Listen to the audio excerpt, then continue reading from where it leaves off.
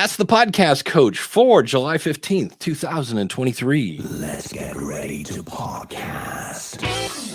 There it is. It's that music that means it's Saturday morning. It's time for Ask the Podcast Coach, where you get your podcast questions answered live. I'm Dave Jackson from the School of Podcasting.com, and joining me right over there, look, Jim Collison went to the gym and came back really pumped. Holy cow. No, that's Adam A. Adams from GrowYourShow.com. Adam, how's it going, buddy? Phenomenal.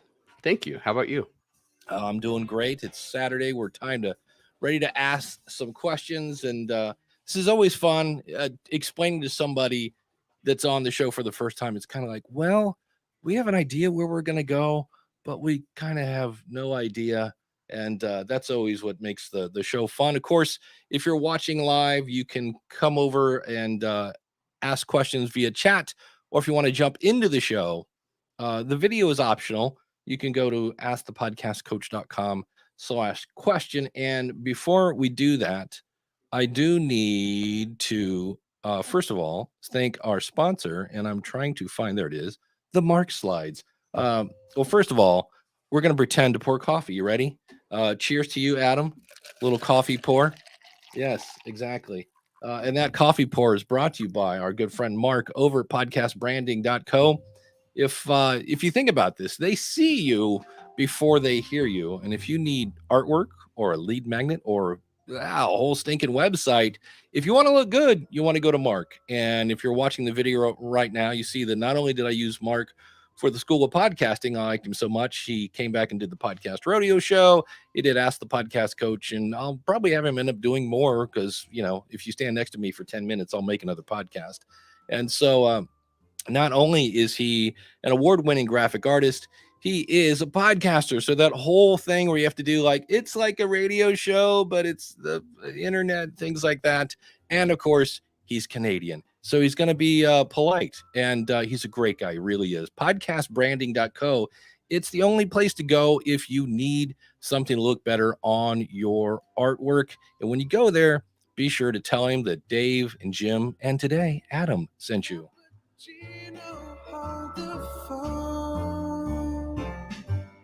Take me home.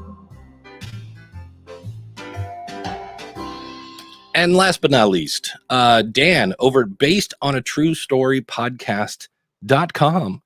Adam, have you ever watched a show that started off a movie, starts off, screen goes black, and it says based on a true story? Oh, yeah. I love those. So when you see those, what Dan is doing is going back and going, yeah, how much of that was true and how much of it was Hollywood going, what we need here is a love interest. And so that's where you find out the truth about those stories that are based on a true story.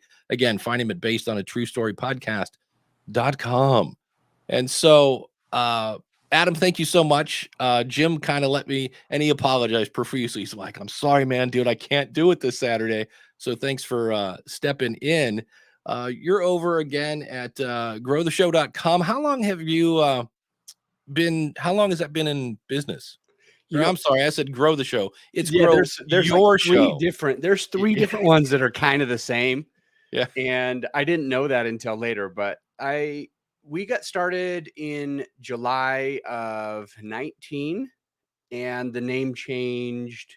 I don't remember when I finally that was the GrowYourShow.com was up listed for I think $12,000. We didn't pay all of that, but we paid a lot of that. And yeah, just at first it was some different company, a different name, and it wasn't a .com or anything like that. I think it was a .podcast or something random. And so yeah, we ultimately started in July of 19, and then a year or so later we changed the name. There you go. Just like a podcast, right? We start off in one direction and we're like, wait, hold on. We think we need to do that. What do you think, when it comes to like a new podcaster, what do you think they need to know when they're getting ready to go? I would say that the first, well, it's funny because you kind of have it on your background. There you go. The start, plan, grow, monetize. I like that a lot. I like the whole part. I know you put a lot of emphasis on monetizing after all that stuff's ready. I'll say as part of the plan is going to be like knowing your avatar and things like that. So here's what I want to share because I am passionate about this. There is this thing that everybody, all these entrepreneurs keep hearing, and it's ready, fire, aim. Yeah. And me personally, I'm not in that boat. I do think that it's important to take massive action. I do think that it's important to take action, but I don't agree with people going in and trying to just have a random podcast before it's thought through. And so I like that plan part. And probably the biggest part of the plan would be just understanding who your avatar is and how you serve them, what you do that's a little bit differently. Yeah, it's one of those things where I've had people that I just want to interview people because that seems what everybody's doing. So they do a show and they're interviewing people. I'm like, how's the podcast going? They're like, well, it's not making any money. And I go, you didn't say you wanted to make money. You said, I thought you wanted to grow your network, which is a great tool for interviewing other people. I'm like, wait, so you want to make money with this? And they're like, yeah. I'm like, okay, let's back up then. And that's where the plan, and it's kind of interesting because the podcasthost.com came out with a podfest or podcast. There's too many pods, there's too many fests. Came out with this thing, and I was surprised that as much as in the Facebook groups, at least, you see people wanting to monetize. Monetization was not as high up as I thought on the why did you start a podcast list, because it seems like I always run into people who want to, and I was kind of like, well, that's kind of refreshing that some people are just doing it for fun and that whole 9 yards. When you're working with clients, what do you see? Because for me, I'll give you an example. When I see a really good blog, and I'm like, man, this is good content. This should be a podcast. And I feel like the dad in the pool that's like, come on, you got your water wings on, I'll catch you. Jump, jump, jump. So what do you think is holding people back when it comes to starting a podcast? Well, two big things. I know for a fact that those 6 inches between the skull, between the ears, the brain, Yeah. ourselves is what I think holds most people back. Like that's really going to be the big thing, because we get in our own head, we get discouraged, we think a lot about ourselves. We don't want to be made fun of. We don't want to say anything wrong. We want to be able to impress people. These are common traits for all of us. Yeah. And a podcast in particular, it has a lot of vulnerabilities that we see and we feel, like the technology vulnerability. Like maybe we're not up to that. Maybe we don't know how to edit. Maybe we don't know how to market a podcast. Maybe we don't know who's even going to come on the show. It's this internal dialogue that really ultimately holds us back. And I think for us, if we want to get over that, we've got to start flexing those muscles. You talked about the gym in the beginning today. And the more we put that muscle under duress, the more resistance that we have, the stronger we become. The better we look, the better we feel, but just the stronger we become. It builds up that muscle. And so when there's muscles about launching a podcast or practicing this one thing, we ultimately, I believe everybody has the capacity, the ability to learn that stuff. But a lot of people, when we don't know what we don't know, it really stops us and blocks us. And one other quick takeaway, because I mentioned that I mentioned that it's really what's between the head that holds us back, and some of it is I don't remember the term. I'm not thinking of it right now, but it's the term for just your true belief in yourself. Sometimes we feel like we can't do something. We're not sure if we can do something. Yeah. Some people call that imposter syndrome. Imposter. That's a great way. That's a great way to say it. Ultimately, what I've noticed, and I talked with friends and clients about that too, is when we think about the listener, we do a lot better job at podcasting. than if we think about ourselves. So going back to the brain, what's between our ears, a lot of us go in and we try to see like 1,000 people in the audience, or we see nobody. We don't even have a person in mind. Yeah. And we try to get on the podcast and start supporting people. But the things that happen is when we think that there's like millions of people or hundreds or thousands of people, we might feel overwhelmed, anxious, like we're going to be judged. And here's the big difference. On the bad side, we're thinking about ourselves and how we're going to come across.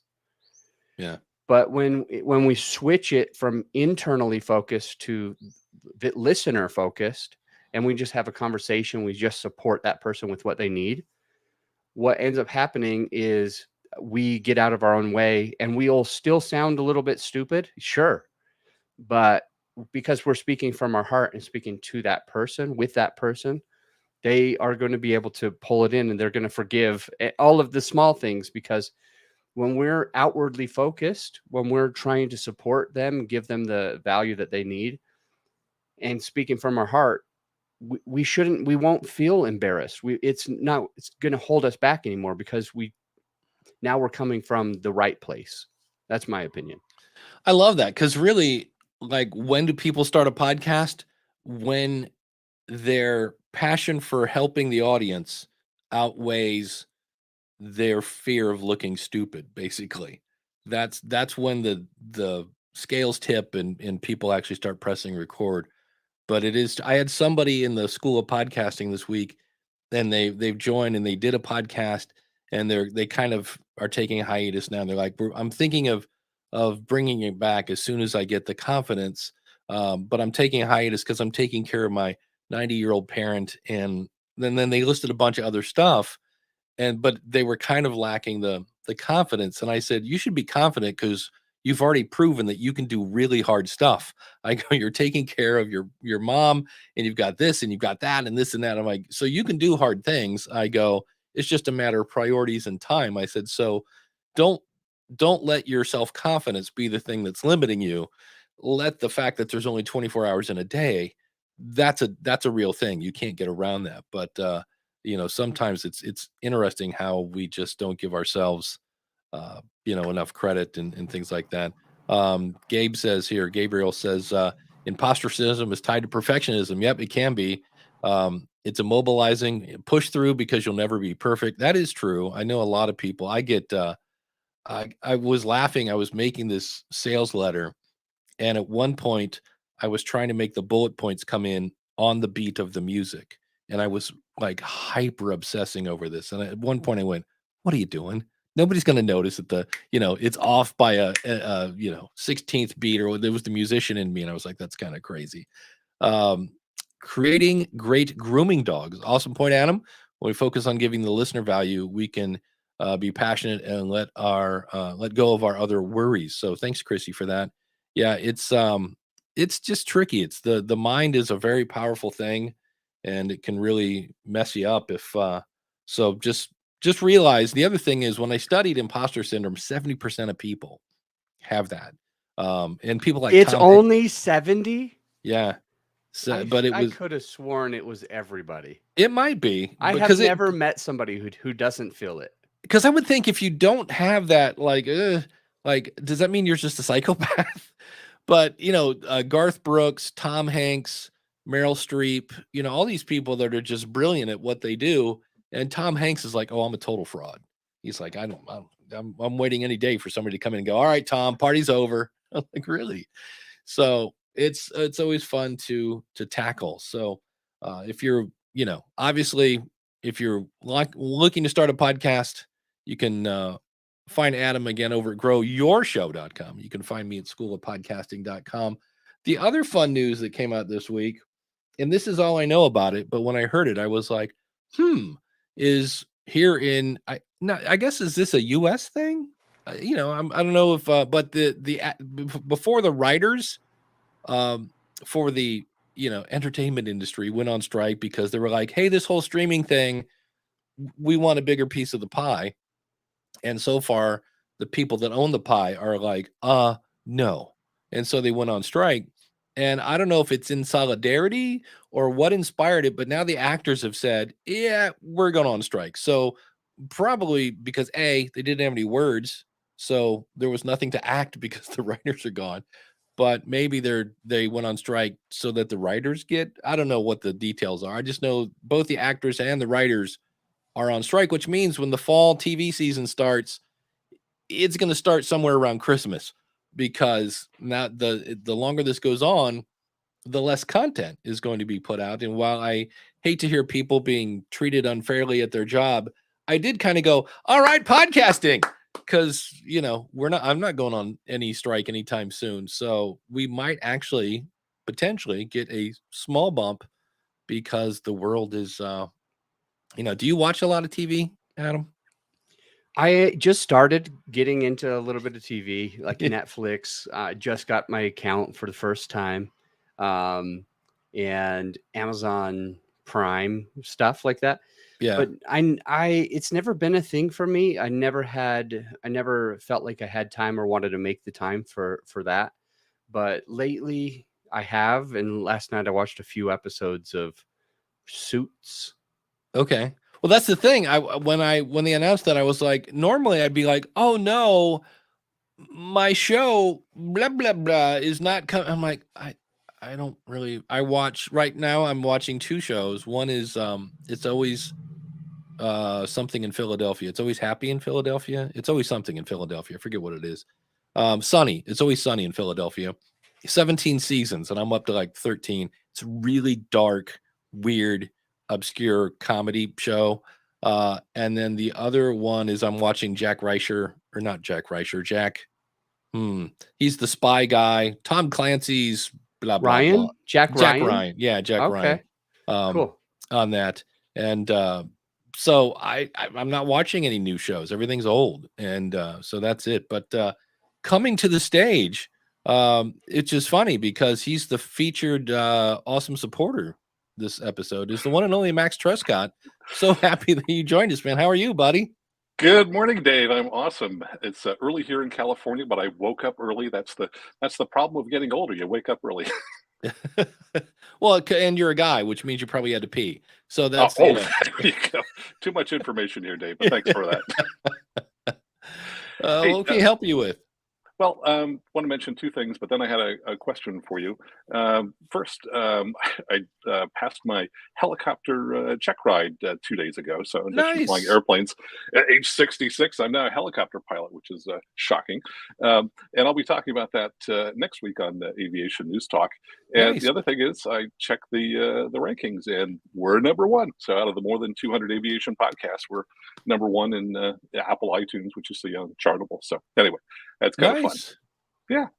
Thanks for your help over the years. I think I did School of Podcasting with you, 6 years ago, I guess. And it's been a while. Yeah, so for sure. Well, question for you regarding Patreon. I know in the past you've talked about whether, I think you said you'd wish that you had started an index years ago for people to find information about your show. I've had a few people on Patreon come to me and say, boy, it would be great if you had an index of your 282 episodes. Assuming I had done the work, or you had done the work, and we had all that information available, how would you go about posting that information to the web and making it available just to Patreon supporters? Ooh, just to patron supporters. Yeah. I know it's always fun doing stuff live. I know on Podpage, you can go to your episode page and it will give you a list, I believe. Now, the other thing you can do is, and I'm trying to find my own video on my YouTube channel. There is a tool. If you have Microsoft Excel, you can actually pull all of your stuff from your feed into an Excel sheet, and then eliminate a bunch of stuff that you don't need, and end up with like, here's the title, here's the link, and give them, and then from there, it's already getting really nerdy. You could please, this is what I'm looking for. That's the key part. Tell me that stuff. This is the guy that used to teach Microsoft Office. So then you could take that Excel file, save it as a CSV, and do a mail merge into Microsoft Word. And from there, now I've got a nice PDF that I could give to my patrons. Or you could put it in Microsoft Word, copy it, and maybe paste it onto a a blog post in Patreon, so only they could get to it. But that's the tricky part, because that's going to be what you're doing is you're taking stuff that's publicly available and you're just making it easier to consume, which is valuable.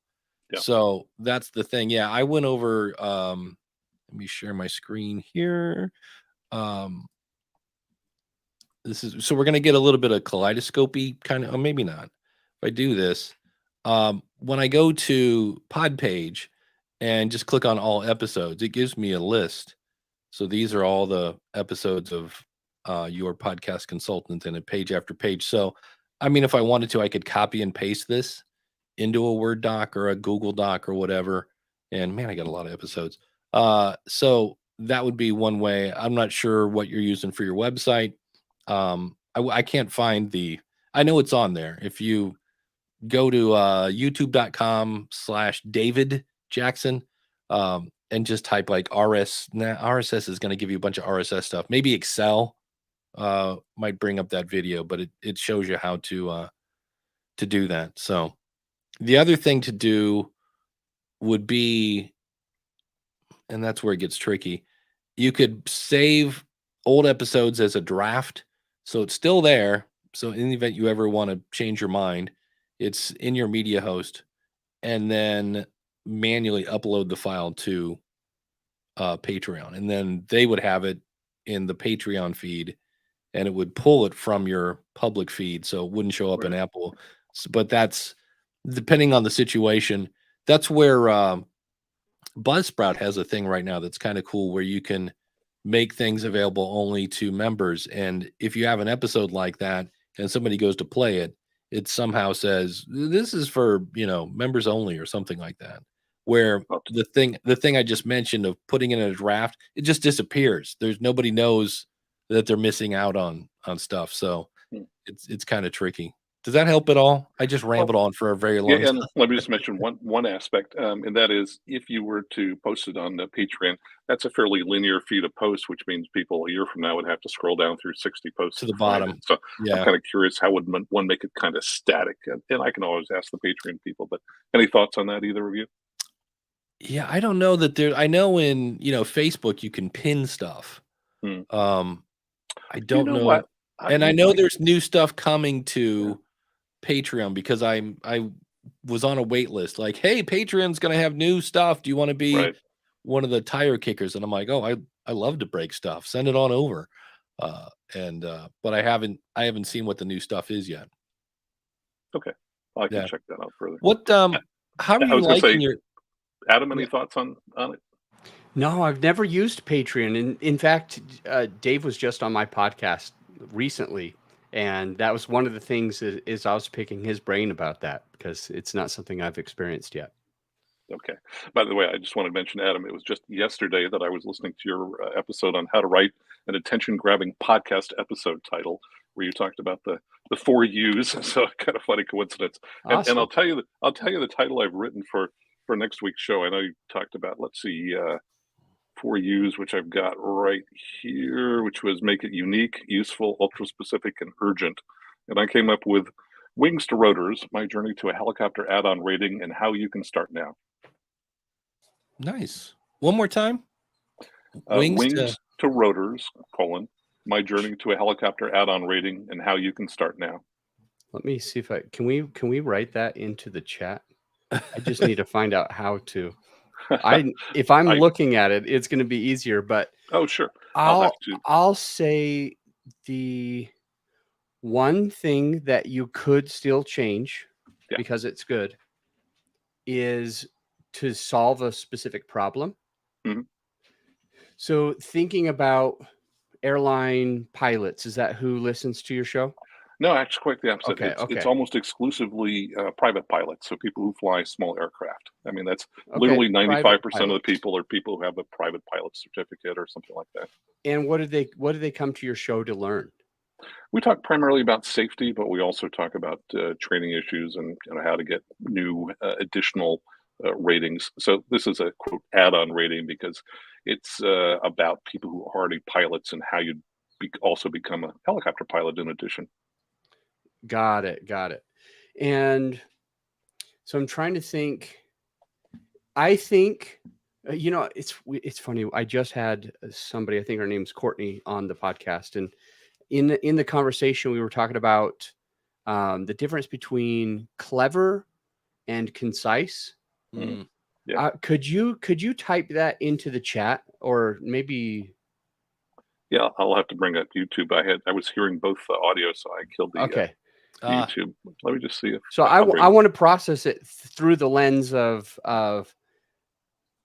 concise, not clever, and I want to process through the lens of solving a problem and see if there's anything we can do to tweak it.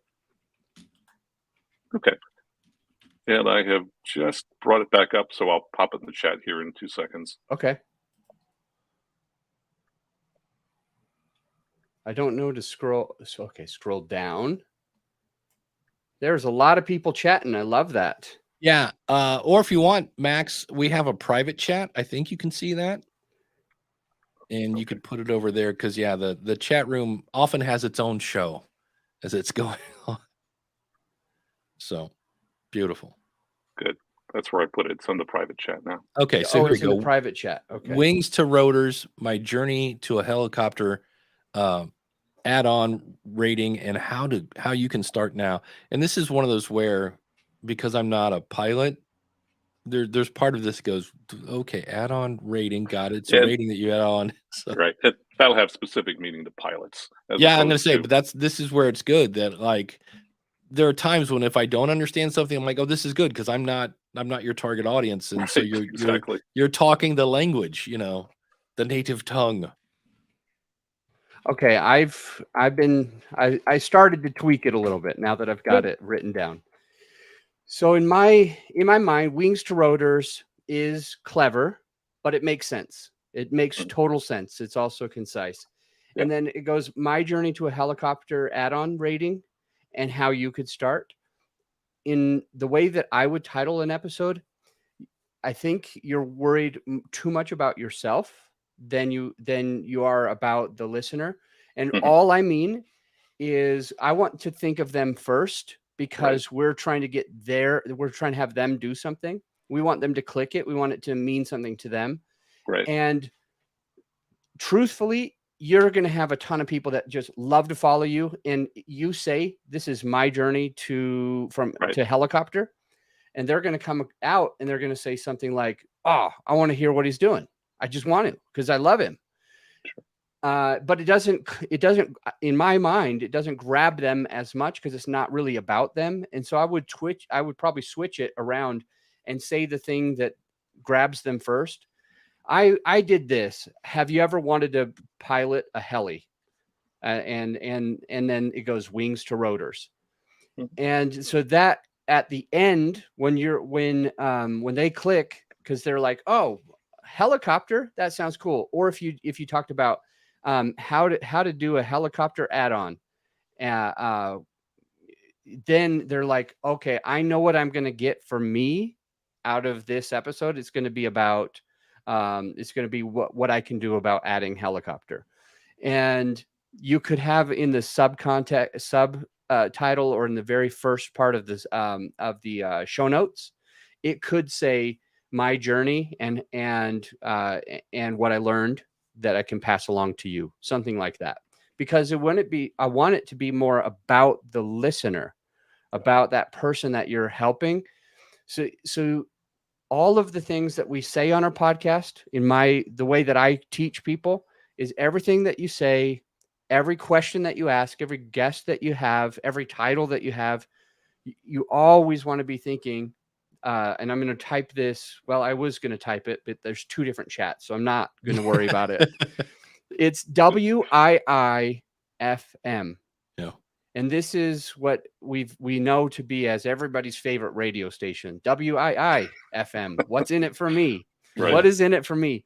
So that when we go to a title, sometimes obscure titles or clever titles or titles that are about somebody else don't feel like they're about us. But when we hear how to solve this problem, get your helicopter license today. If it's just like get your helicopter's license, it's a new way to do this, or whatever, however you want to say that. It's so clear to them, and it's talking about them the whole time. Makes sense. So I do still think yours is good. I would look to rework it to psychologically, how do we get that person to think that they have to watch this? And I think that there's a little use of my journey being something that they're less likely to care about. Not all of them. Some of them love you so much, they're going to definitely want that. But some of them also care about themselves, and they want to see that first. Yeah, makes total sense. All right, great. Thanks for the feedback on that. There you go. Thanks, Max. Hey, thanks so much. Have a good one. The other thing I wanted to show real quick here is we mentioned, I just dawned on me, Mike, we mentioned that you have a show and all. I'm trying if we could just hum the Jeopardy theme. Oh, that's why, because I'm not sharing slides. Do. Excellent. Keep going. No, I think here the we go. listeners loving this. It's we've mentioned you can go to growyourshow.com. You can also check out and talk about an obvious name.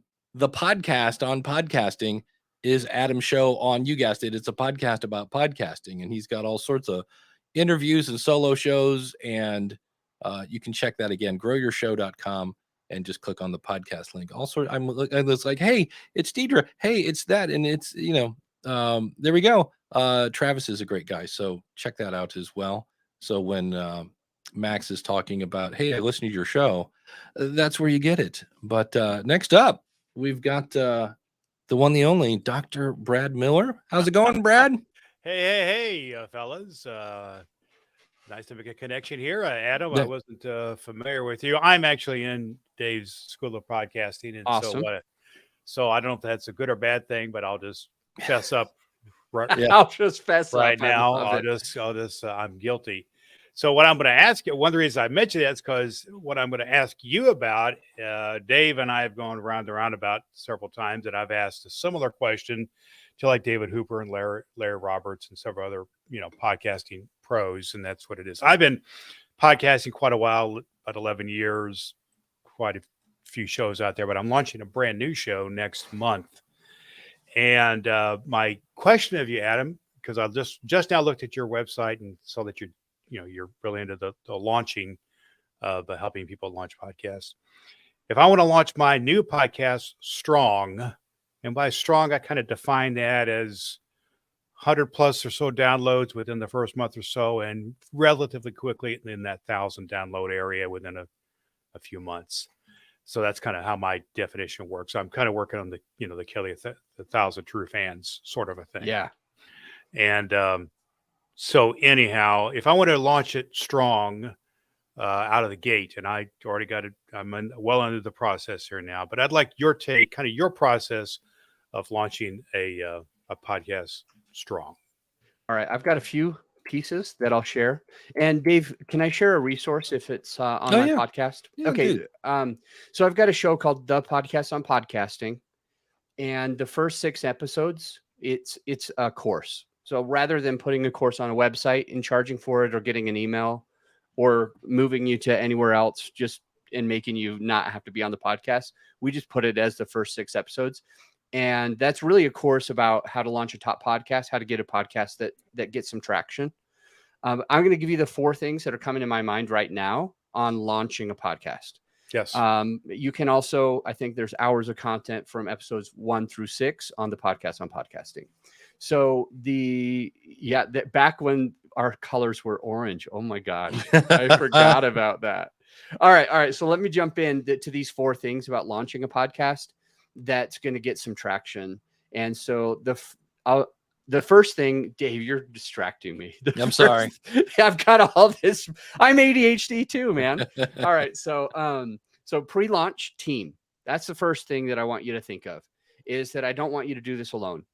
When we find a way to create a movement, we get people behind us, we get support behind us. And so think about a pre-launch team, starting a movement, not a podcast. You're doing something bigger than you. That's the whole point of this. And so who's on your pre-launch team? It's going to be probably Dave Jackson. It's probably going to be your coaches, your mentors. It'll also be some of your peers. It'll also be some of your perfect avatar. That perfect avatar just means the person that you serve in your business and podcast. And a lot of people have that same avatar where it's who I serve in the business, who I serve in the podcast. Now, if it's not a business related podcast, then just who do you serve in the podcast? And you go and engage and recruit a few of these to be part of your pre-launch team, where they're going to spread the buzz, ask questions, answer your questions. They're going to give you some ideas of what that person needs and what they want. This is a helpful thing, because the biggest reason why I like the pre-launch team is that it's not just going to be your people. So a good way to say this is Trojan horse marketing. Horse marketing. Okay. You've got, let's just say Brad Miller knows 1,000 people. You know 1,000, and 15% of them are probably going to see you post this if you do your best. But if you've got 3 or 4 or 6 or 10 people, then you're really hacking into their networks. You found a way to get behind the gate and infiltrate, like put your troops there. Okay, just to back up there a second. You're saying 3 or 4 or 5 people in my team is as opposed to the 800 or so on my Facebook group friends and whatever it would be, but really focus in on that 3 or 4 or 5 people and their networks. Is that what I'm hearing you say? Yeah, and maybe it's more than 3 or 4 or 5. Maybe it's less also. But the beginning is to get your people assembled that believe in your message, that love who you are, that want to support this podcast. It'll really help them to be able to put it in front of their people as at the same time as you're putting it in front of your people, which allows you. That's why I say Trojan horse, because you're going to get into all these places that you weren't able to get without it.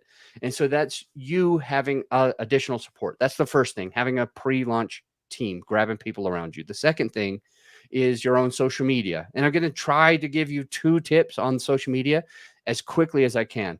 This is something I have every client do.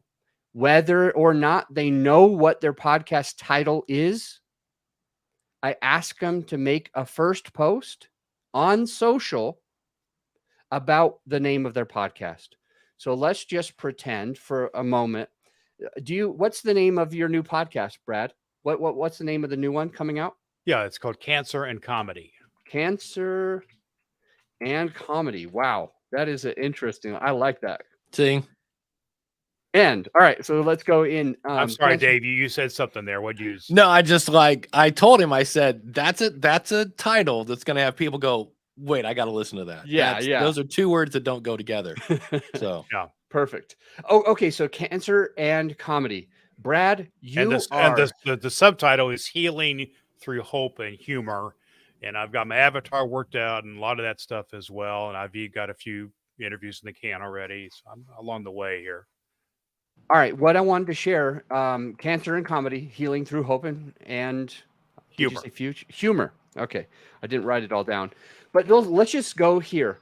Cancer and Comedy. Brad is a perfect example, if you're listening, of somebody who already knows what his podcast title is going to be. And so Brad is going to be the first person listening that's going to say, but it wouldn't make sense to give all these other titles if I already know what my title is. There is a reason why you're going to have additional titles. So the first thing that the client will do when we figure out the title, or even maybe we've got an idea of like 2 or 3 ideas that would be good and we're not sure which to pick yet, we make it a total of 2, 3, or 4 ideas. You don't want to go more than that. And you'll make a post, and the post on social, this is Facebook, LinkedIn, whatever, is going to ask opinions. Human psychology makes it almost impossible for us to ignore having the chance to give our opinion. Okay. And there's a lot to this. And that's why this is so important. There's a lot of pieces. There's a lot of algorithm triggering if you're doing this right. But you're launching a podcast, and Brad's goal, and hopefully the listener's goal too, is how do we get the most amount of people to be behind this podcast, listen to this podcast in the beginning. So I get more than, I think you said 100 downloads in the first month or something like that. Yeah, just kind of a minimal. My goal would be within 3 or 4 months to have 1,000 downloads an episode. Okay. So I'm going to say on social media, you're going to post and it's going to say, hey, everybody, I need your help. I'm launching another podcast. Yeah, I know you think I'm crazy, but I'm passionate about this podcast. And I'm passionate about the podcast and I need to do it, but I just need some help, some guidance on your opinion of these 2 titles. One that I was thinking of is Cancer and Comedy, and the other one that I was thinking of was name something else. And I forget you had another name at one point. I forget what it was. Drop Dead Alive was one of I was working with. Yeah. So put in 2 or 3 or 4 options for your Facebook friend to see, and then at the end you'll use an emoji. It'll just be like a hand pointing down. So then you'll say, let me know in the comments which one is your opinion and why. Wait, let's go back to the emojis because I'm kind of emoji illiterate. All right. That's okay. And I'm glad you are. Keep going. But just let me ask you, what do you mean? So they're going to respond. Let's just say, hey, pick up between, I'll put on my Facebook list, my LinkedIn, and my 2 biggest social media things that I use in the neighborhood of 1,000 on each one is what I've got. Links. And so, connections. So I put out there, hey, everybody, I'm starting a new podcast. Here's the 2 working titles that I have, Cancer and Comedy and Drop Dead Alive. Give me, for my simple mind, a thumbs up or a thumbs down emoji. Click one of those. No, it'll be a hand pointing down or an arrow pointing down to the comments. And what you'll say is, in the actual comment itself. So you can go here. The title, in the actual, should I just go to my Facebook and write real quick? Show me, please. Or is your listener not going to be able to see it? I'm seeing something on my screen right now. Well, I'm showing Twitter on how to get an emoji. So if I type good. So if I type in here point down, so there's just a couple of arrows. There's that hand pointing down. Oh, okay. And what I've you'll seen do those. is, I've just never used them before. Okay. In the actual post, it'll be hook story offer. So Brad, this is going to be a support for you to just type in hook story offer, because that's what I've been doing with this whole thing. And I did it in my head without specifying it before. But with this social media post, there's going to be a hook. And it's going to be, oh my gosh, I'm starting another podcast. You're going to think I'm crazy. You're going to think I'm crazy, but I'm starting another podcast. That's the hook. It's the thing that stops the scroll. It's the thing that gets people's attention. And so then the story is, this is the podcast. This is who it's going to be for. And I've got 2 titles that I came up with, and I'd love your opinion. Then what's the offer? The offer is whatever you ask the person to do. It's call to action. It's a CTA. It's call to action. It's whatever you're asking them to do. Go subscribe to my podcast, or let me know in the comments which title you like best with an arrow pointing down. Let me know you're saying the words. Let me know in the comments which one you like. So they're going to have 2 options under CTA. The way you're describing it right now, to go subscribe to the podcast or leave a comment in the body with the arrow, with the finger up and down. Truthfully, they're only going to have one. They're only going to have leave my opinion in the comments. Yeah. The emoji is just to get their attention to hey, this is where you leave your comment. Okay, but I don't put a link to my website or anything like that in there. No, and there's a couple of reasons why. Most of the social media platforms, this is good for everybody to know. Yeah. Most of the social media platforms, they do what's called it's a shadow ban. And all that means is you're going to make the post, but they're just not going to show it to anybody. The reason why is because if you put a link, Facebook makes money when people stay on Facebook. Yes. So if you want to get people away from Facebook, they've already got an algorithm that they built in that says, oh crap, this person's taking people away. This person's taking people to podcasts. This person's taking people to YouTube. This person's taking people to his website. We lose money from our advertisers and we're not making money for our investors when people go to podcasting or go to YouTube or go to their website. So when you put a link in a post, this is why most people, most of the time, never see more than 3 likes or 3 comments on a post that ever has a link. And that they don't usually show up in day one. Normally they'll show up because somebody goes to your actual page and they're scrolling through, and now they can see it because they're on your page, but they never got notified of it because there was a link. So you don't put the link at, I will give you like a secondary thing. This is about links, but this is a pause from the 4 things real quick. A different way to do this is to say, I'd be more than happy. So you've got your hook story offer for when you want to share a link at a different time. You got your hook. Hey, I just came out with a podcast episode that's going to sound crazy. Or I can't believe I finally interviewed my hero. Something like this. This is your hook. The story is, we had a really great episode, very insightful, and there's a few things that you need. Okay, that's the story. The offer will be, I'd be more than happy to send the direct link so you can check out that podcast. Just let me know in the comments below, and then you put that little emoji. So just let me know that you want it in the comments.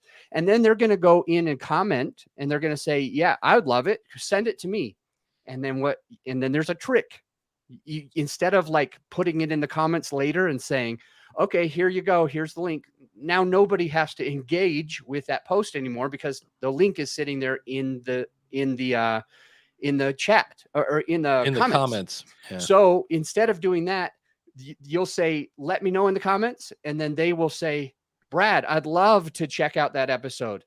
And your reply is, happy to send it over. Would you rather me send it just to your DMs, or do you want me to email you? Question mark. All right. And then they'll say, go ahead and email me. And you say, what is your best email for this purpose? Question mark. And then they will say, I'll DM you my best email. And you'll say, great. Then you go and find the DM, then you go and send it to them, and you go back to the comments again, and you say, just to let you know, I emailed that to you. Let me know when you get it? Question mark. All right. And what you're doing is you're putting so much engagement underneath this post that a lot of people are going to be able to see. And everyone else is seeing that too, at least theoretically, right? Everybody else sees the comments going back and forth. They see that it's blowing up. They're seeing the social proofing of multiple different people that want to see this thing, and then they don't even maybe know why they want to see this, but they're like, everybody wants to watch this episode. Yeah, I probably ought to watch it too. Yeah, what am I missing? I've got to figure this out too, and so they'll get behind it as well. Well, the hope is that everybody out there kind of either is or knows somebody who has cancer or something like that, and they'll spread the word that way. But you hit on social media, and I know you said you had a couple other things you wanted to. All right, I don't want to miss that. So either. Are you seeing how I use on my social media hook story offer? To be honest with you, and Dave knows this, I'm weak on social media, and I just need to wrap up my game there. Well, and before you move off this, DR had a question, and Mark's on deck. So Mark, hang tight, buddy. We'll get to you. How do you format the hook and then the story in Facebook? Would it be hook and then space and then story? We're not able to bold change font sizes on Facebook, apparently. Ooh, yeah, no, that is an interesting question because it's off from where my brain was. So I'm loving that they brought up that question. So there with hook and story and offer, it is all the post. And it's all the same font. I mean, technically you can go to places and find different fonts and copy and paste it. Yeah. That's not what we're talking about here. You're just typing in as a post on Facebook. You're typing in about what you want to have happen. But the formula you think of is hook, story, offer. And the hook is usually a question or a statistic or an outlandish thing.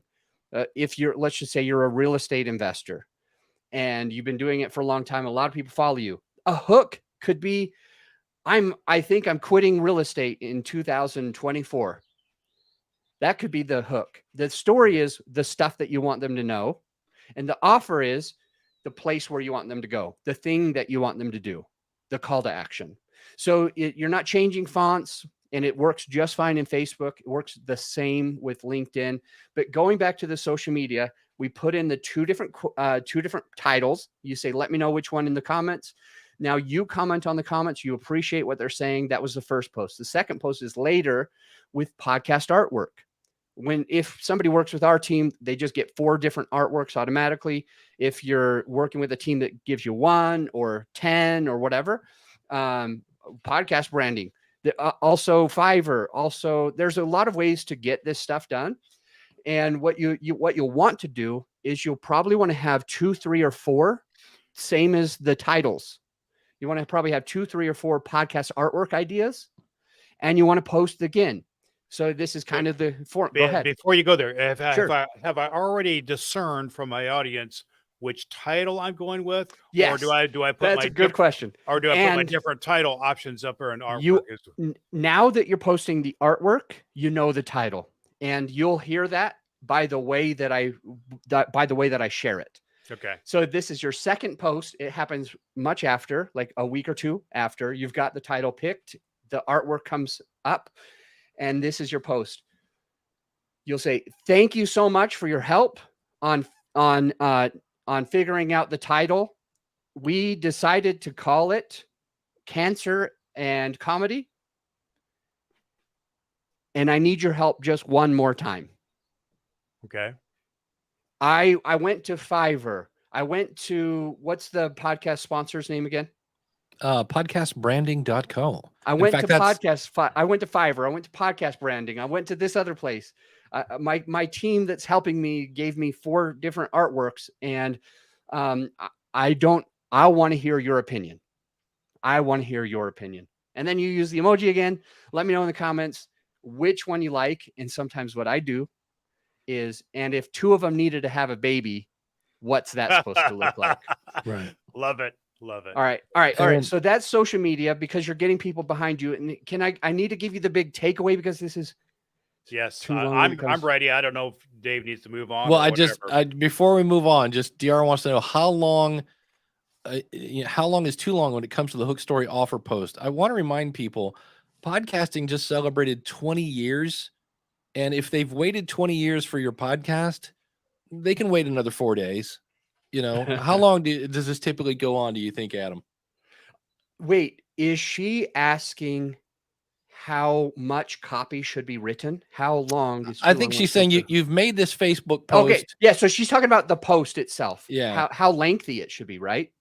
Well, I think, DR, are you talking how long is the post, or how long do you let this process go through of getting feedback and that whole 9 yards? So let us know. I'm going to start answering as if it's just how much copy needs to be here. The hook is going to be a sentence. Yeah. Okay. So the hook is a sentence or a question. The hook is quick. The story, this is what I want them to know, that I'm launching a new podcast, or that I had a great interview and it's going to be available to people and they're going to get takeaways. That's going to be a paragraph or 2 or 3, if you can. If you have to make it longer, you can. And then the offer is really ultimately going to be one thing that's saying, with an emoji, it's just saying, let me know in the comments. So how long is the post? It's probably going to be a sentence, a paragraph, and a sentence, or it's going to be a sentence, 3 or 4 paragraphs, and a sentence. All right. Social media. So here's why is it so important. Like, if you don't hear this, it's almost pointless to do any of it if you don't hear this part. Why do we want to trigger algorithms? Why do we want to use hook story offer formula? Why do we want people to engage? Because if you made a post that wasn't engaging, didn't ask for people's opinion, what's actually true is those social media platforms, they are split testing you. It's called A/B testing. They're split testing you against the other person who's posting at the same time. If the other person gets more engagement, they stop showing yours and they start showing theirs. So in the beginning, they're going to just data test this a very, very small amount. They're going to say, hey, what happens if we put this in front of 3 of Brad's friends? They put them in front of those 3 friends. None of the friends engage. Then they stop. They put it in front of those 3 friends. One of them engaged, says, all right, let's see what happens with 15. 3 more engage. This is working really well. Let's put it in front of 100 of his friends and see what happens. They start commenting, you start replying, and it's blowing up. What's going to happen is it triggers an algorithm that makes way more people see what you're doing. And that's why we like to use the social media pre-launch to be able to get a lot of people behind our podcast that would never have seen a post before. In fact, I had this client, his name is Brad Chandler, different Brad. Brad, I looked at all of his posts and he had 1 comment, 1 like, 3 comments, 3 likes, none of his stuff in months and months and months. I scrolled through a lot. He never had anything. And he's like, yeah, well, Adam, I don't think I'm going to get very many on this, maybe 10, which would 10 times his average actually, because he normally would get about 1. So Brad Chandler, we did this hook story offer and he ended up having thousands of impressions and hundreds of comments. I think it was like 350 comments. It was completely different than what he had been doing all along. So if you do an engaging post, it's going to support you. The biggest benefit is now that Brad has triggered the algorithms twice with the first post and second post, his new posts get more engagement also. And his podcast became a top podcast in a short amount of time. All right. So pre-launch team, social media, assets. And what I'm saying by assets is who can you reach out to? Do you have email lists available from your other podcasts? Do you have friends that can get you on their podcast? What are the tools in your shed? I just call it assets. So who can you email? Who can you call when you're launching? Okay. And then the last one is paid ads. The fourth one is how do I get I want to get this in front of people. Okay. So an idea is to pay to play. There's a lot of ways to do that. We could talk about it later, but okay. Just to clarify one quick point before I think Dave needs to move on from me to somebody else. Most of what you're describing here is in those first 4 or 5 episodes of your podcast. I think a lot of it is in the first 6 episodes. Yeah. But here's one point on paying for ads. This is Gary Arndt from the Everything Everywhere show. And he makes a really great point. The last Avengers movie, one of the biggest movies of all time in terms of box office. And moreover, it was the second part of a 2-part series. Everybody knew it was coming. Yet they spent over $200 million in promotion of the movie. And if the Avengers has to spend $200 million to promote their film, why do you think your media property, which is smaller, can get away doing nothing and just making social media posts? Yeah. And I did the math on that. That was 7% of their budget. Like they paid $200 million. I think it made $1.98 billion. Wow. So it was a drop in the bucket. But I was like, that's a good point. So yeah. Thank you, Adam. Helpful stuff, man. Helpful. Absolutely. Brad, thank you much, man. And yeah, let us if you got an episode to listen, that's something. The other thing you could do if you have your own Facebook group, that's where you can actually have a poll. That's where I think we did that with your title back in the day in the School of Podcasting. So yeah, we've workshopped this a fair amount in that area, but not on social media like he's describing. Yeah. So there you go. Awesome. Well, thanks, Brad. Thank you, Adam. All right. And next up, everybody's favorite artwork man. If you're looking for podcast branding, the one and only Mark Decote. How are you, buddy? Hey, good. Nice talking to you. Hey, Adam. Nice to meet you. Good to meet you too, Mark. Just quickly, Brad, nice to see you on here. And it was a lot of fun creating the artwork for Cancer and Comedy. Nice. So looking forward to seeing that show live. I will be promoting it because I did the artwork for it. Right. I have a question. This is more of a technical question. I can't believe that in all the time that I've been doing websites and all that for podcasters, this first time I've come across this. I have a new client that has she has two websites. She has her business website and she has a podcast website. Now the podcast is fully related to the business. So I don't know why she did it that way, but she's retiring the podcast. She's done with it. She's not going to do it anymore. She has 140 some episodes out. She's been doing it for a few years, but she's done with the podcast. And now she's hired me to update her business website and migrate the podcast from the podcast website, which she doesn't really need anymore. Since it's related to her business, I suggested that, you should have it just a podcast tab on your business site and have all your episodes there because that's what it was for. Now, the issue is her feed is generated through her WordPress. Yeah. You knew that was coming, right? As soon as I was like, wait, we're shutting down a website, I'm like, I know where this is going. So I've never had to deal with this before. Okay. Her feed is generated through WordPress. Her podcast is hosted with Blueberry. Okay. So what she wants to do is redirect the power. It's going to be weird. You redirect to yourself. You want to redirect the PowerPress feed to the actual Blueberry feed. So in the Blueberry dashboard, there is a Blueberry feed for people that want to use Blueberry as their website. And that way it's still like, it's going to be weird. You're going to basically redirect from something that looks like this to something that looks exactly like that. Right. It's, because with PowerPress, when you publish it, all the show description goes into Blueberry. So it should be there. So you can redirect the feed to point at Blueberry. And then once that's propagated across the internet, then you can shut down her website without her show breaking.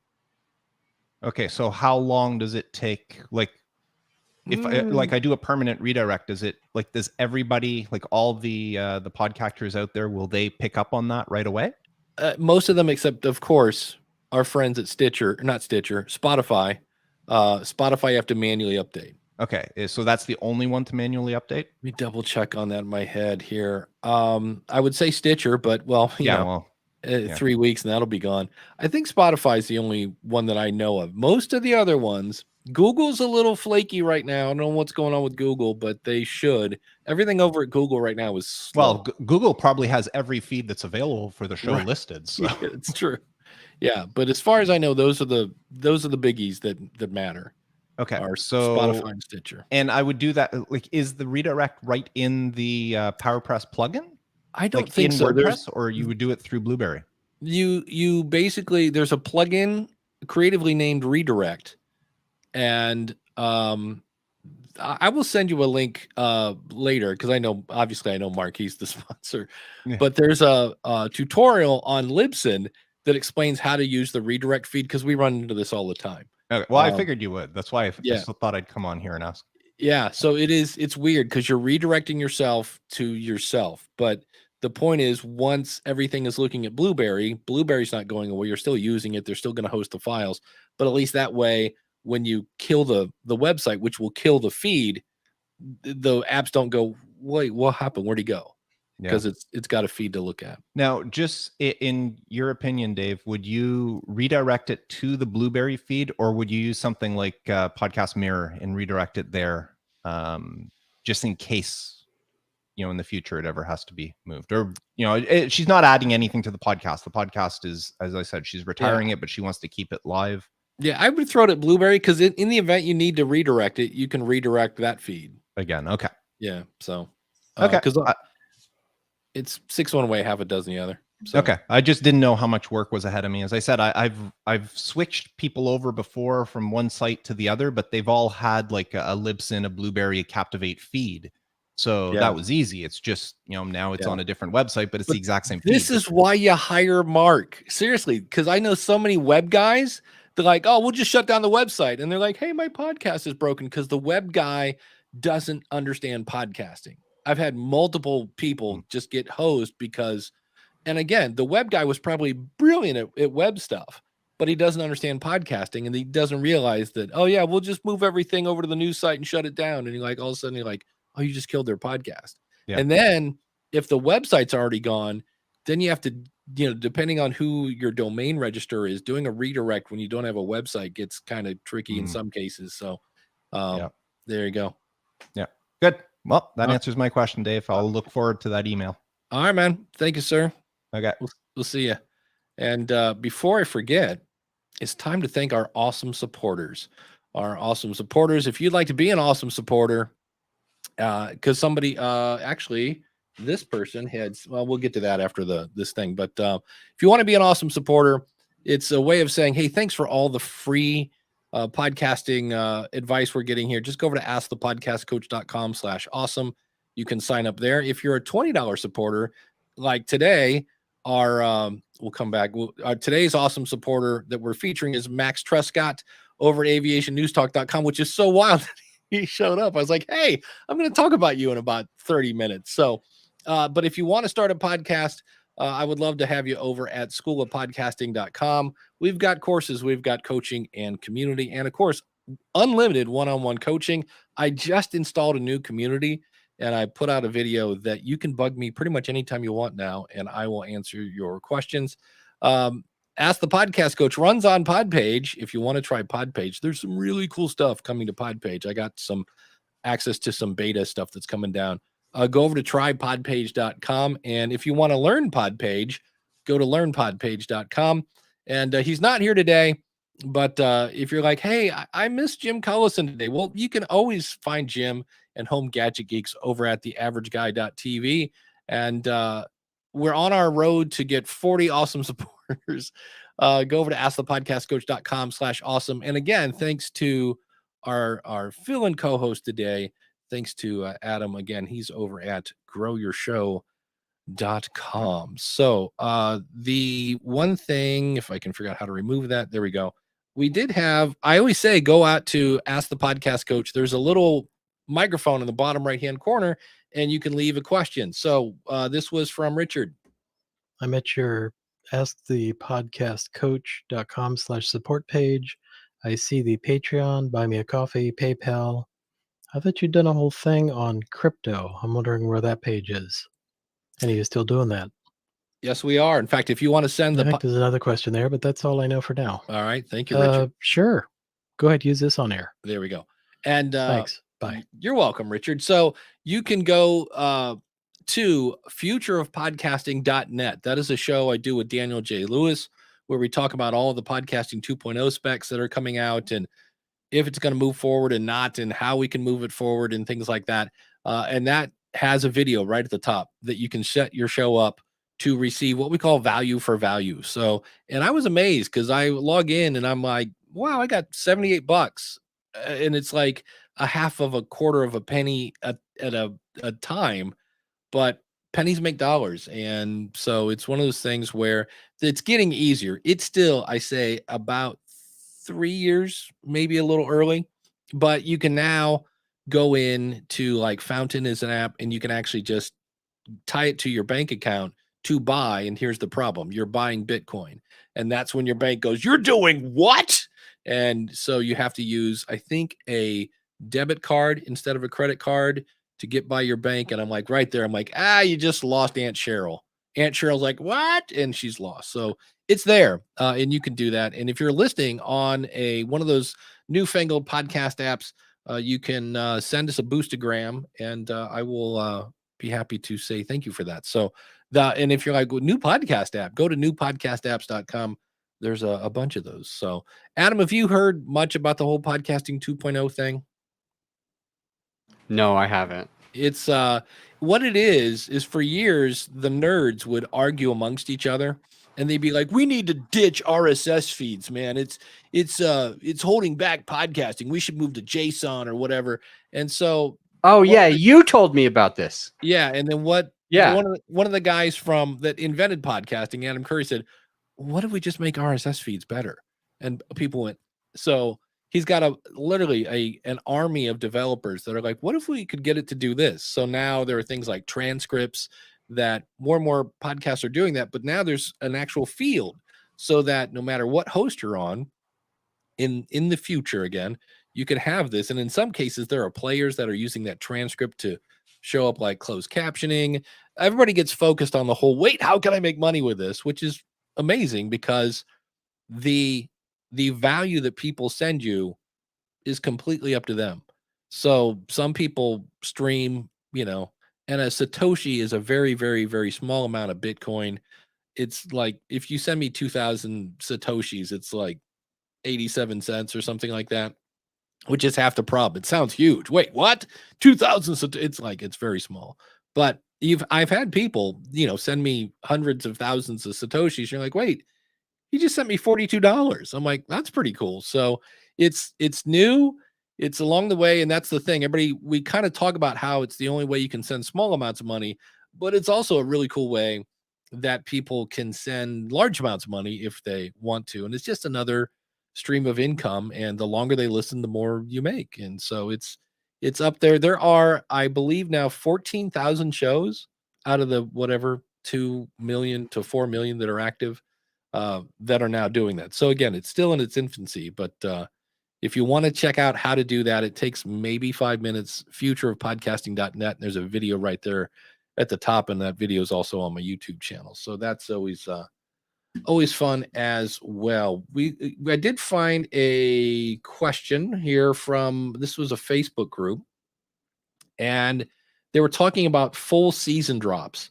Has anyone here experimented with releasing once a week versus a full season? So if you're doing a podcast and you're doing seasons and things like that, has anyone experimented with that? I started my podcast last year with 2 episodes releasing a week, Wednesday and Thursday, but I got burned out after about 8 weeks trying to keep up with everything.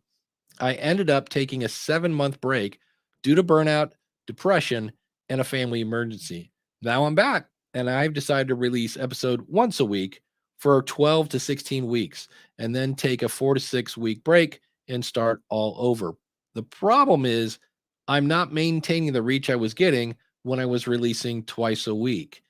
There's a reason for that part of it. We'll talk about that in a second. I think it was keeping listeners more engaged. So now I'm wondering if it would be better to drop each season all at once and then take a break and repeat it again, or would the break cause the same engagement problem? And so for me, I think the problem, when we're guessing here, but she's saying, hey, I came back and I don't have the same amount of listeners that I did before. And she kind of answered her own question. One of the problems was you took a 7-month break.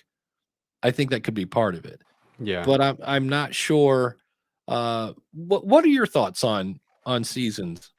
I am going to be the bah humbug. I don't really like seasons. I don't think the seasons make as much sense. I'd rather you be publishing at the same time every week, at least one a week.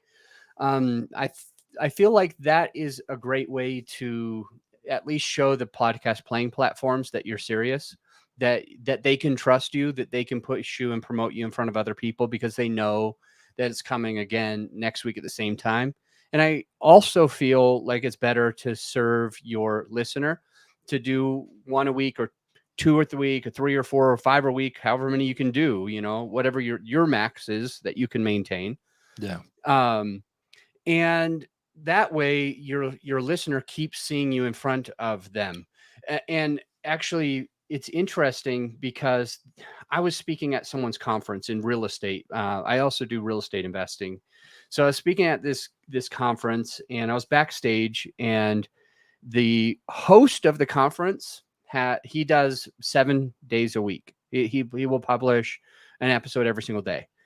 And this woman, he's the longest running daily real estate podcast in the world. So she raises her hand, and I can see her because she's in the front row and I'm backstage. And she goes, and almost laughing at him, like, I can't believe you put yourself through daily episodes. And she said, Joe, if you had to start all over again, would you still do a daily episode? And Joe said, no. If I redid everything from scratch, I would do a twice a day podcast. I would do a 14 episodes a week. And he starts naming all of these reasons why you're connecting with more perfect people because you're having those conversations. We talked about Trojan horse marketing. You are being able to get in front of the followers, the friends of, 14 people a week instead of 1 person a week or 7 people a week. So he talked about all of that, but here's a big thing. On most of the podcast playing platforms, we'll just use Apple as an example. We'll use my own phone as an example. When I go to Apple, I'm subscribed to about 25 different podcasts. And the only podcasts that I see are the ones that have published recently. So with Joe wanting to publish 14 a week versus 7 a week, every single time, if I was on my phone, it wouldn't matter if I was there Monday morning, Monday night, Tuesday morning, Tuesday night, the weekend, any day, Christmas, Thanksgiving, you name it. If I pull up my phone, Joe's podcast is on I'm going to call it the first page of Google, because I think you understand what I mean by first page of Google. So if Joe just published a few hours ago, it's going to be the first podcast that shows up on that podcast playing platform, which means he's the squeaky wheel, which means he gets the grease. And one of the things that holds us back is that we think that we don't have enough to say. We think that people won't want to hear us. We also think, realistically, who in their right mind would listen to 14 episodes? What one person would listen to 14 episodes in a single week? How would Joe be on the right track here? Well, here's the couple of things that happen. If you have more content available, they're going to consume it. And I want to use this one show as an example to illustrate the point that we're making today. It's called Ozark. And I think it's the 4th season that came out about a year and a half ago. Yeah. And they published half of the season immediately. And I got through that in about 4 weeks. And they waited to publish the second half of that season because they wanted to be maybe nominated for a Grammy or an Emmy or I don't know what, but they wanted to be nominated for it. So they needed to be a little bit later on in the year. And what ended up happening is when the last half of the first half was gone, I love Ozark. I want to know what happens, but here's the problem.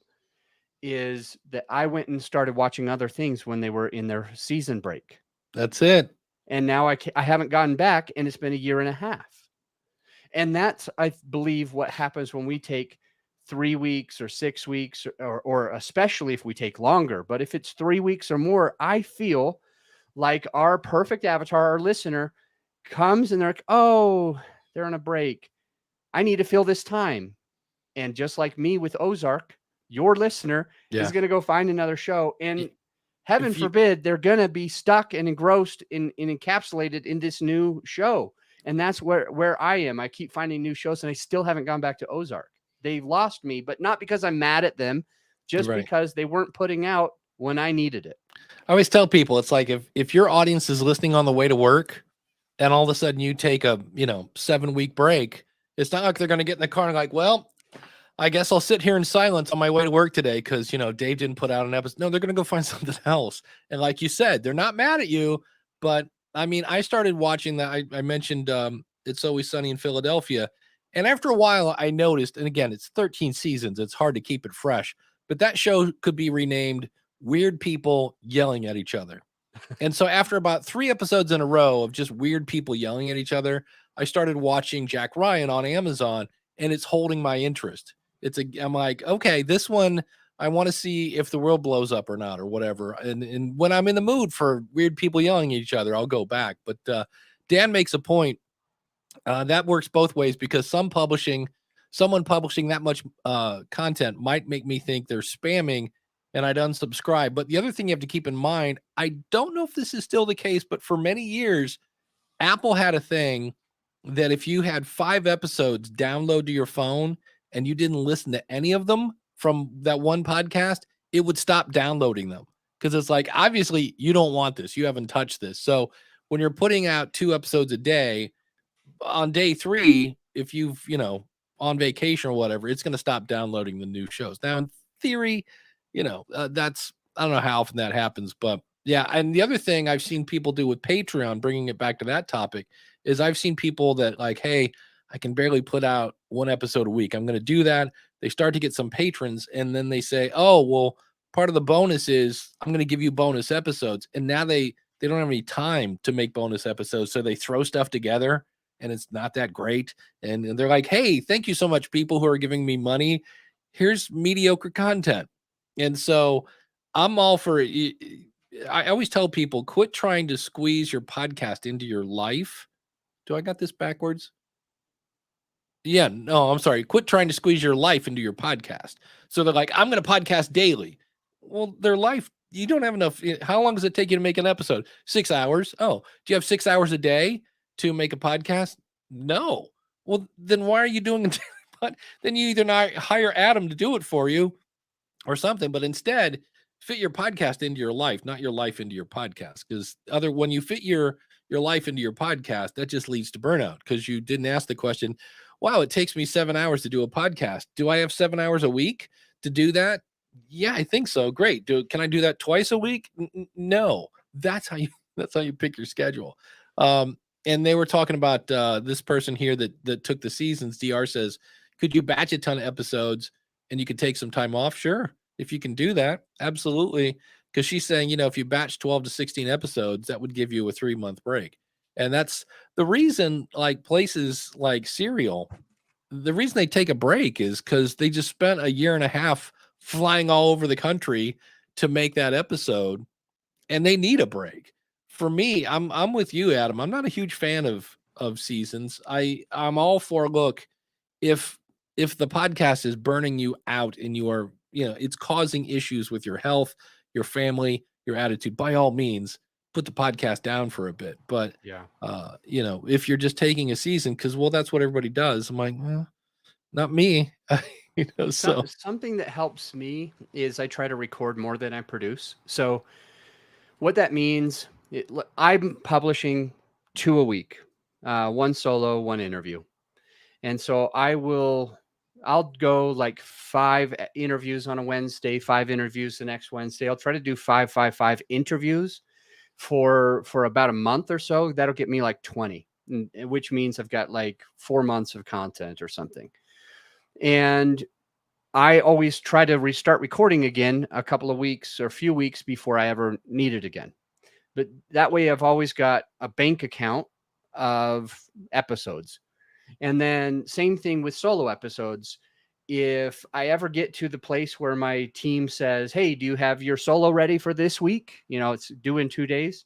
And if I don't have it, I'll try to record 2 or 3 or 4 solos just right then.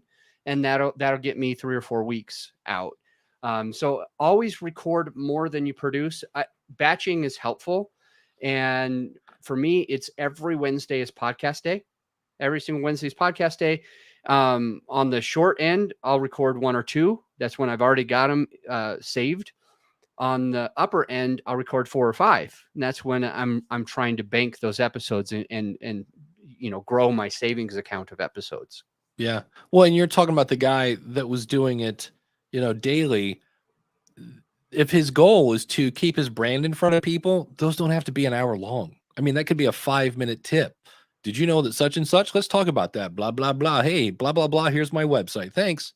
And then he's keeping his brand in front of people. Everybody thinks like, well, Joe Rogan does a 15-hour pod. No, you're not Joe Rogan. Uncle Marv says, absolutely, Adam. Another mental part of publishing every week or more is that people assume you're doing something right, and then they listen because they don't want to get behind. Yeah, the schedule that I go is like, I have one I do twice a month, and even that I go, you're giving lots of time for people to find something else to listen to. And then Coach Dave wants to know, are you publishing solos and interview episodes in the same feed? I do. What about you, Adam? Yeah, that's how I do it. If you have 2 different podcasts, I would do 2 different things. Like 2 different one's about real estate investing, one's about podcasting, one's about life coach, one's about business coach, whatever it is. And then maybe you do 2 different feeds. But for me, I've got the podcast on podcasting, and the even numbers are either interview or solo, and then the odds are the opposite, interview or solo. So I'm doing the 2 a week, Coach Dave. One is going to be interview. I think Mondays are interviews and Thursdays are solos on my show. Every Monday comes out an interview. Every Thursday comes out a solo, but it's all in the same feed and it goes back and forth. And I'll let you know when I don't do that, people notice. And I didn't know that people would appreciate the solos as much as they say that they do. But what I'm experiencing is when I had a crazy amount of interview episodes, like 5 months of just, I could have put multiple out a week. So I did that. And we went to a place where I think I was doing a bodybuilding competition or something like this. And so I was gone. It was my birthday. I was in another state and all that kind of stuff. So I took a couple of weeks off. My trainer had me working out like 3 times a day and eating. And I was grumpy and cranky because I was losing so much fat that my body wasn't in a healthy place. And so I personally wanted to take some time off, and I didn't have solo episodes, Coach Dave.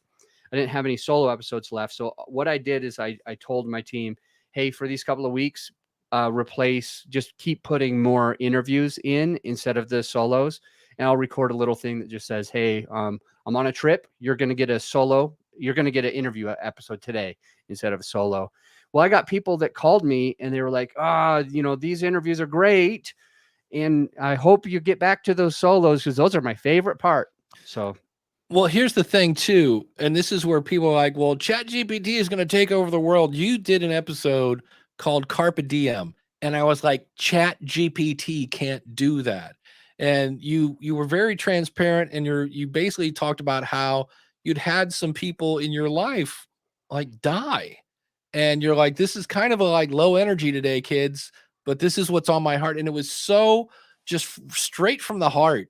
And it was like, so I'm here to say, like, button up your stuff, and because your number could be called anytime, and you brought it into podcasting. But the whole first part of it was just like, this is what's on my mind. And it was like, yeah. And it was, again, wasn't an hour long, kind of a shorter show. But when I listened to that, I was like, Chat GPT can't do that. Chat GPT can't say, well, today I'm a little down because, I lost an assistant or whatever it was. And so those are those things where I always say, there's people, do I do an interview show or do a solo show? Do both. When you do a solo show, you grow your influence, as Adam was just talking about. When you do a interview show, you grow your network, and you kind of want both. And when you do a solo show, none of this hey guys stuff. Hey guys, thanks so much for doing. I'm always like, hey, thanks so much for tuning in. I'm glad you're here. I talk to one person. That's a Dave thing. But I always talk to keep doing that. I'm glad you do. It's always when I go to events, people go like, I always feel like you're kind of just talking to me. And I'm like, it's because I am. So it's always fun that way. But as we start to wrap up, Adam, do you know what your next episode is, or what's coming down the pike for you? Well, I did a few interviews, so those will be coming out. And then I did a 2-part series just recently. I can't remember what the freaking 2 parts was about, but I was stoked. And it ended up, I'm thinking this is going to be 20 minutes of content, and it ended up being 2 parts, which was like 30 minutes and 40 minutes. But yeah, they're coming out twice a week, and they've been a lot of fun. But they're all about how to podcast better, things that we need to do.